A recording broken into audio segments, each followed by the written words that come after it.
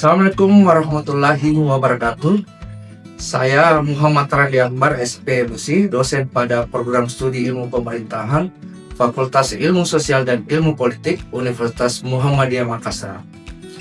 Dalam kesempatan ini, saya akan menyampaikan pernyataan diri dalam melaksanakan tugas pengajaran sebagai bagian dari unjuk kerja Tridharma Perguruan Tinggi, khususnya dalam rangka sertifikasi dosen tahun 2025.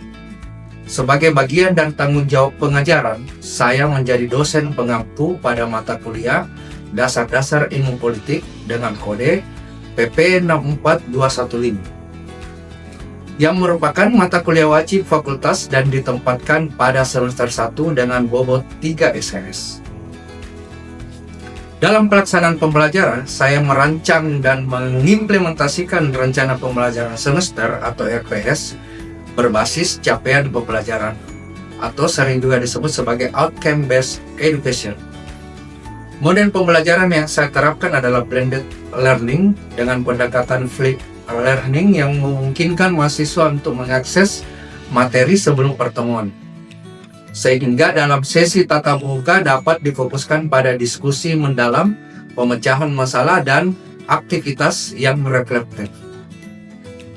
Topik pembelajaran yang saya susun dalam RPS Dasar-Dasar Ilmu Politik ini mencakup yaitu pengertian ilmu politik, filosofi politik, birokrasi politik, hubungan birokrasi dan budaya politik, aliran-aliran pemikiran politik, serta perbandingan sistem politik.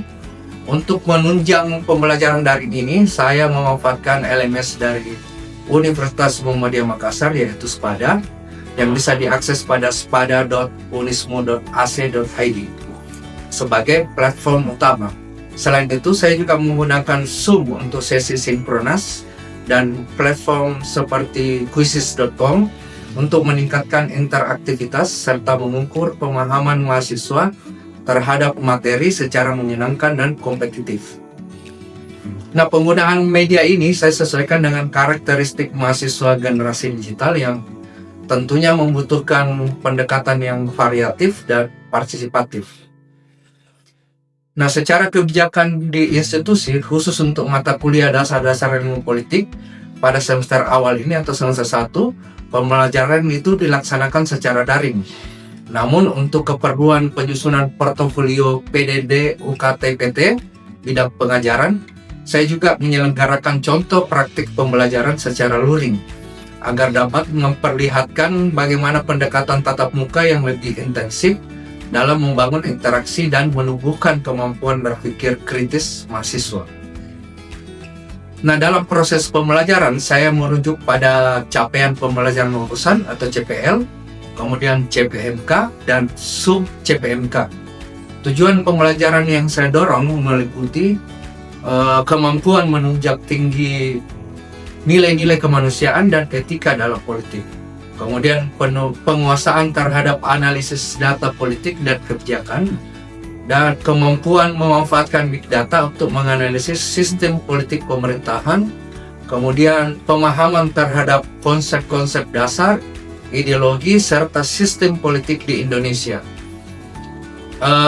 Selanjutnya yaitu kemampuan membedakan praktik politik dan kekuasaan dalam berbagai konteks. Kemudian kemampuan bekerja sama dalam tim, menyusun presentasi, dan mengomunikasikan isu-isu politik secara kritis, baik itu secara lisan maupun tertulis. Saya menggunakan metode pembelajaran aktif dan kontekstual seperti misalnya melakukan diskusi kelas interaktif yang berbasis studi kasus yang aktual, kemudian presentasi kelompok dengan fokus pada struktur politik di Indonesia, dan penugasan esai yang reflektif mengenai konflik dan budaya politik, serta kajian literatur yang mengacu pada sumber-sumber primer dan mutakhir. Misalnya pada mata kuliah ini adalah referensi utamanya yaitu karya Ibu Miriam Budiarjo, kemudian Pak Ramlan Surbakti, Andre Hewood, serta artikel-artikel dari jurnal bereputasi nasional dan internasional. Evaluasi pembelajaran saya lakukan secara berkala melalui feedback mahasiswa dan refleksi pengajaran, dan saya gunakan untuk meningkatkan kualitas instruksional secara berkelanjutan. Saya percaya bahwa pengembangan metode pembelajaran yang adaptif terhadap tantangan zaman, termasuk integrasi teknologi dan metode kolaboratif, itu merupakan kunci untuk mencetak lulusan-lulusan yang unggul, kemudian lulusan yang berpikir kritis dan memiliki etika profesional di bidang pemerintahan. Nah, untuk melihat bidang pengajaran, berikut cuplikan bidang pengajaran saya di kelas mata kuliah dasar-dasar ilmu politik.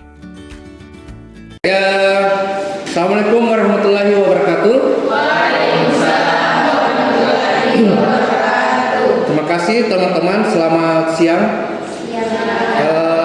Untuk pertemuan hari ini di mata kuliah dasar-dasar ilmu politik, kita akan membahas satu pembahasan mengenai tokoh dari salah satu pemikir dari ilmu politik. Namun sebelum itu saya ingin melakukan refleksi di pertemuan sebelumnya tentang apa itu politik. Nah, ada yang bisa memaparkan apa itu politik? Janda? Iya, atau apa itu politik? Politik adalah proses pembentukan dan pembagian kekuasaan dalam masyarakat, terutama dalam bernegara. Proses Pembuatan dan pembentukan kekuasaan. Ya, proses pembuatan dan pembentukan kekuasaan. Ada yang lain? Yulil? Politik adalah proses atau cara yang digunakan untuk membentuk keputusan mengatur kehidupan bersama dalam suatu kelompok, masyarakat atau negara. Proses atau cara nih? Cinta. Pas. Jannah pas. Mila? Pas. Ibrahim, apa itu politik? Kalau dalam pikiranmu satu kata yang terlintas ketika mendengar kata politik itu apa? Korupsi, Pak. Korupsi, ya korupsi. Ada yang lain? Via, kalau mendengar kata politik apa yang terlintas di pikiranmu? Pemerintahan. Jadi ada yang dari beberapa definisi tadi yang dipaparkan oleh teman-teman, ada yang bilang politik itu adalah cara. Ada yang bilang upaya untuk mencapai apa tadi? Kekuasaan. Ada yang bilang korupsi. Jadi ada hal yang positif dan ada hal yang negatifnya toh dari pengertian dari teman-teman. Jadi secara di pertemuan sebelumnya kan sempat dijelaskan bahwa politik itu merupakan cara atau metode untuk mencapai kekuasaan. Tujuannya adalah untuk apa?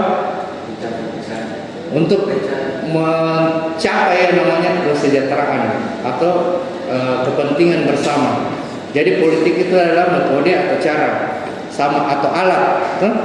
Jadi misalnya selama ini kan dianggap bahwa politik itu kotor, selalu diartikan dengan hal-hal yang negatif, politik uang lah, korupsi lah, apa dan segala macam. Nah, karena politik itu adalah cara, berarti dia adalah alat, metode. Sama halnya dengan misalnya pisau, misalnya tuh, pisau yang tajam misalnya tuh. Kalau pisau yang tajam digunakan oleh Chef Juna, apa yang dihasilkan dari itu? Apa?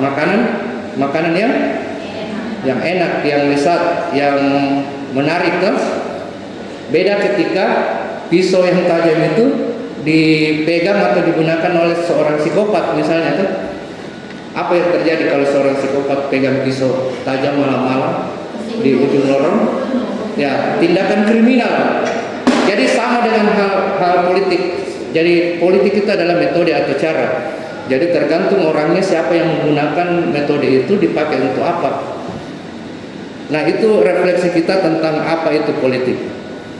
Jadi di pertemuan ini kita akan membahas satu pemikir politik yang bernama Aristoteles. Ada yang sudah pernah kenalan sama Aristoteles? Ibrahim? Ya. Sudah kenal Aristoteles? Pernah dengar, Pak? Pernah dengar tapi lupa namanya. Jangan. Pernah. Cinta? Siapa yang pernah? Pernah.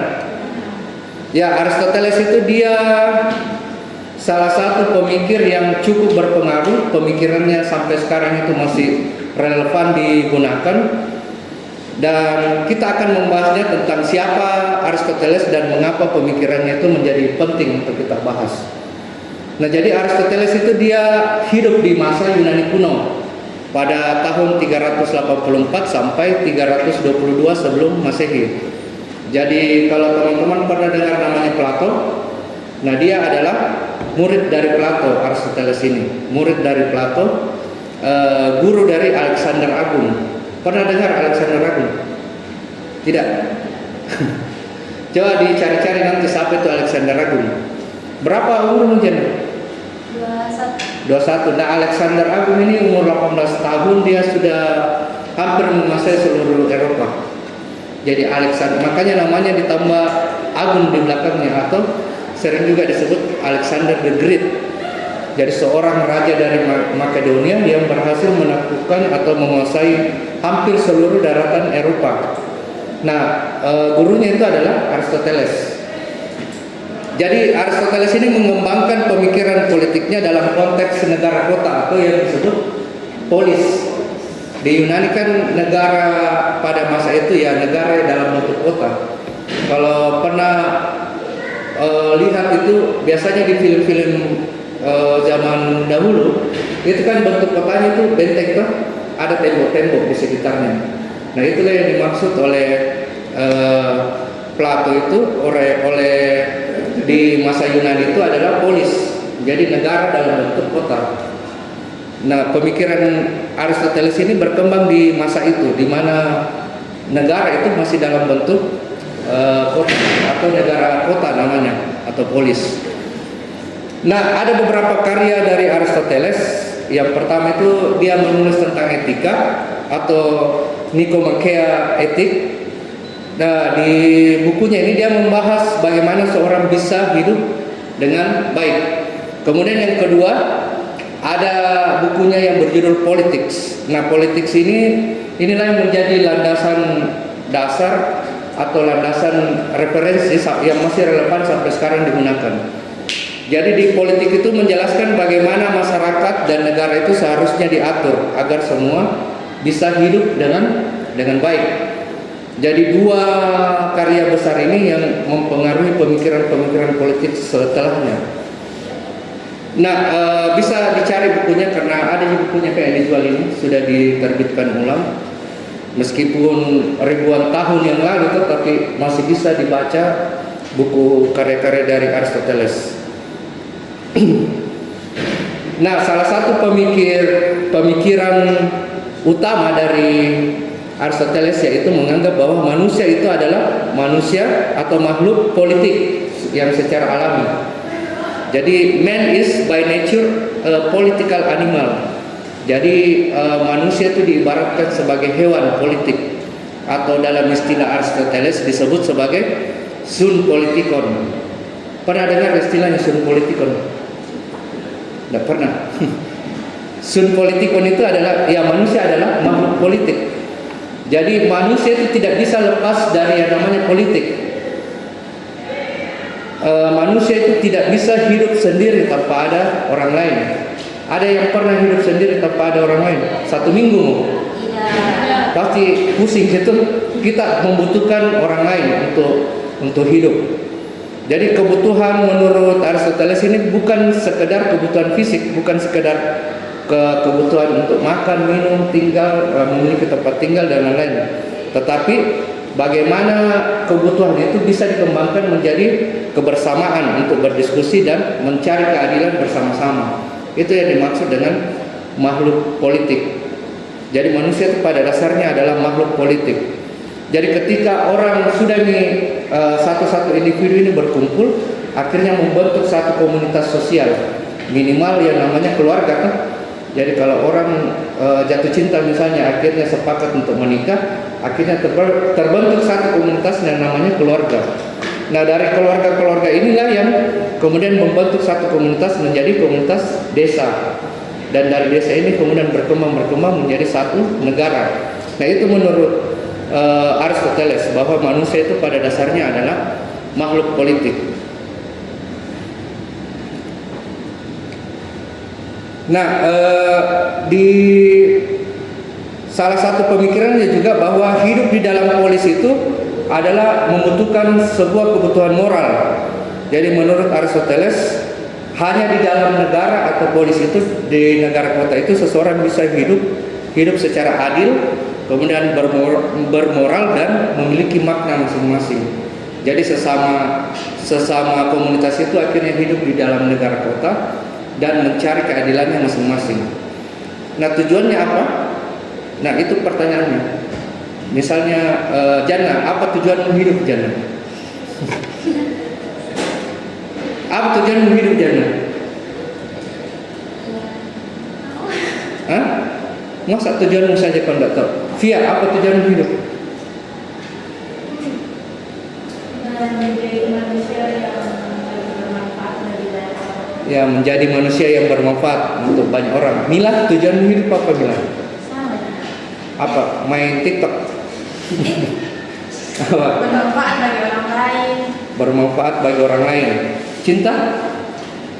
Tujuanmu hidup apa? Tidak ada tujuan hidup. Akhir apa tujuan hidup? Tujuan hidup saya kok hanya beribadah kepada Allah. Masya Allah. Beribadah kepada Allah. Nih? Itu kan kewajiban. Ya, itu kewajiban tuh, bukan tujuan. Apa setelah kau beribadah kepada Allah apa? Apa tujuannya? Berbakti kepada kedua orang tua. Iya, setelah kau berbakti kepada orang tua apa? Meraih masa depan itu untuk apa? Untuk apa kau raih masa depan? Supaya apa? Mendapatkan hidup yang lebih baik. Iya, supaya apa? Hidupmu lebih baik itu supaya apa? Kenapa dirimu supaya apa? Menjadi rumah. Iya, kalau sejahtera untuk apa? Sejahtera. Supaya hidup tenang, Pak. Kalau sejahtera, damai, tenang. Nah, ada satu konsep menurut Aristoteles yang dinamakan sebagai eudaimonia atau konsep kebahagiaan sejati. Jadi menurut Aristoteles, tujuan dari hidup adalah mencapai kebahagiaan. Orang mau beribadah ya untuk masuk surga. Kalau masuk surga apa? Ya bahagia di sana tuh. Tidak ada menderita, tidak ada apa. Tujuanmu hidup untuk mencari kesejahteraan. Untuk apa? Supaya tercukupi semua kebutuhanmu, supaya bahagia. Jadi menurut Aristoteles, konsep eudaimonia ini diartikan sebagai konsep kebahagiaan sejati yang lahir dari menjalani hidup secara bermoral dan bijaksana. Jadi tujuan utama dari politik ini pada dasarnya adalah untuk mencapai ini, eudaimonia. Orang berlomba-lomba, tapi kayaknya tidak di sini atau begitu. Berlomba-lomba mencalonkan diri menjadi legislatif supaya bisa membahagiakan orang lain. Begitu kan? Supaya bisa membahagiakan orang lain. Nah, itu menurut Aristoteles. Jadi definisi kebahagiaan sejati itu bukan bersenang-senang, bukan bisa joget-joget di TikTok, bukan bisa lari-lari di CPI sambil difoto. Jadi bukan itu menurut Aristoteles kebahagiaan sejati, tetapi bagaimana seseorang itu bisa menjalankan hidupnya secara bermakna dan berguna untuk orang lain. Jadi kebahagiaan sejati itu bagaimana manusia mengeluarkan fungsi terbaiknya. Apa fungsi terbaikmu sebagai manusia? Sama itu supaya kita bisa berbuat baik kepada orang lain, minimal kita tidak menyusahkan orang lain, itu fungsi terbaik. Fungsi terbaik kita sebagai mahasiswa misalnya apa? Apa fungsi terbaikmu sebagai mahasiswa? Belajar sebaik-baiknya tuh. Belajar sebaik-baiknya supaya kau bisa akhirnya lulus dengan memiliki pengetahuan yang luas untuk digunakan oleh masyarakat, untuk dimanfaatkan oleh masyarakat. Jadi peran negara atau karakteristik orang bahagia itu adalah mampu berpikir rasional. Jadi seseorang yang bahagia itu justru mampu berpikir rasional menurut Aristoteles. Beda kalau kita sekarang kan kalau bahagia, kalau jatuh cinta kita kan bahagia Ki. Justru tidak rasional Ki. Pokoknya semua itu dianggap kayak apa begitu tuh.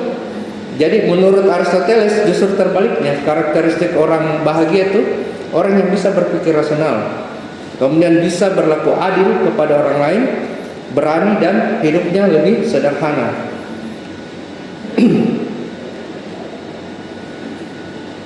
Nah, dari setelah membahas tentang pemikiran Aristoteles, kemudian bagaimana dua konsep itu, bahwa sum politikon, manusia adalah makhluk politik, kemudian ada konsep eudaimonia. Dari situ muncul bentuk-bentuk pemerintahan menurut Aristoteles. Jadi setidaknya ada dua hal pembentukan pemerintahan menurut Aristoteles itu didasarkan pada dua hal, yaitu siapa yang memerintah dan apakah mereka memerintah demi kepentingan bersama atau demi kepentingan pribadi. Nah, bentuk-bentuk pemerintahan ini kita akan bahas di pertemuan selanjutnya. Jadi silakan teman-teman untuk melakukan review, mencari bahan-bahan referensi mengenai tentang bentuk-bentuk pemerintahan menurut Aristoteles. Jadi sebagai gambaran ada dua hal itu tadi didasarkan. Jadi ada 6 bentuk pemerintahan menurut Aristoteles. Silakan teman-teman review. Nah, untuk terakhir sebagai bahan kita sebagai evaluasi, kita akan kuis untuk melihat bagaimana kemampuan teman-teman dalam memahami materi kita. Nah, silakan join di link ini.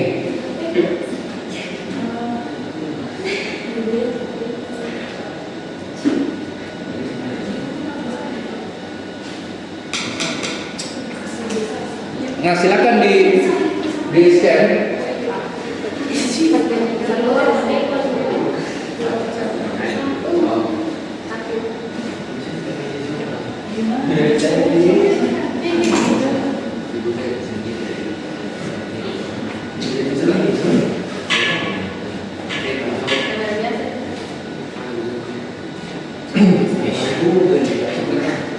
Nah, bisa?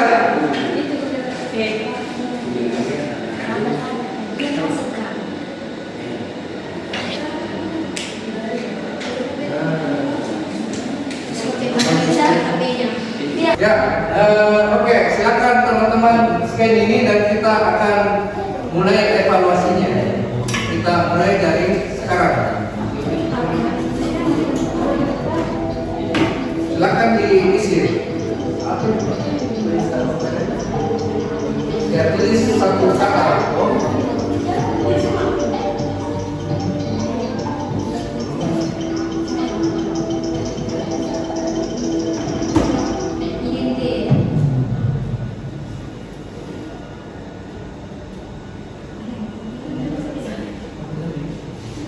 Oke, sudah. Kita lanjut ke pertanyaan selanjutnya. Nah, silakan. 10 detik ya.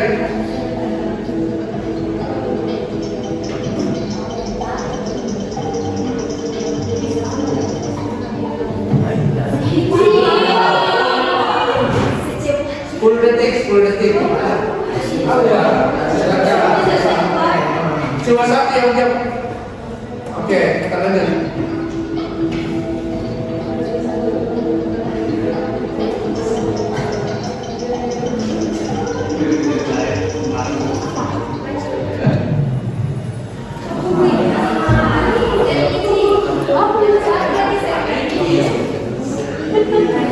Lanjut.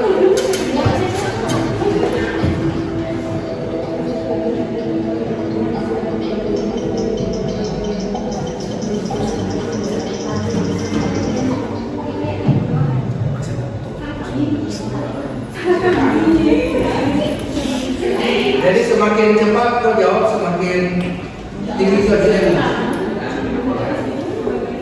Oke, kita lanjut ke pertanyaan berikutnya. Jadi cepat ya, cuma 10 detik.